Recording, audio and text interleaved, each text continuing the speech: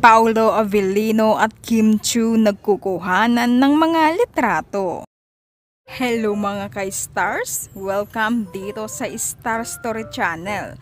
Mag-subscribe lamang para updated ka sa mga bagong chika sa ating mga stars. Paolo Avellino at Kim Chiu, endgame na. Yan ang sigaw ng netizens nang i-flex ni Paolo Avellino si Kim Chiu sa kanyang IG post. Maraming nahimlay dahil sa sobrang kilig nang magbahagi si Paolo Avellino ng mga kaganapan sa buwan ng Hunyo. June photo dumps, caption nga ni Paolo sa kanyang post. Sa 10 larawan na ibinahagi ni Pao ay isinama niya ang larawan nila ni Kim Chiu na nasa elevator sila. Cute na cute ang Kim Pao rito na parang mag-asawa ang datingan nila. Maraming netizens sobrang kinilig na mababasa sa comment section.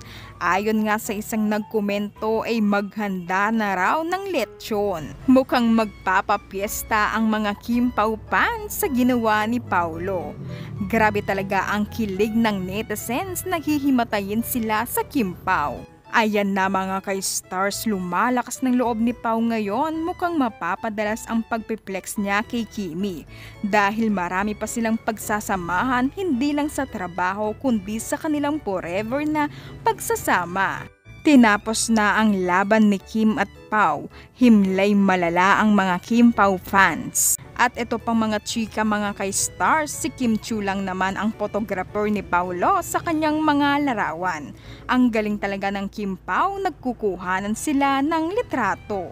Magaling magkuhanan ng mga larawan sina Kim Chiu at Paolo na kitang-kita naman sa kanilang larawan. Talagang makikita mo sa Kim Pao na hindi na sila nahihiya sa isa't isa.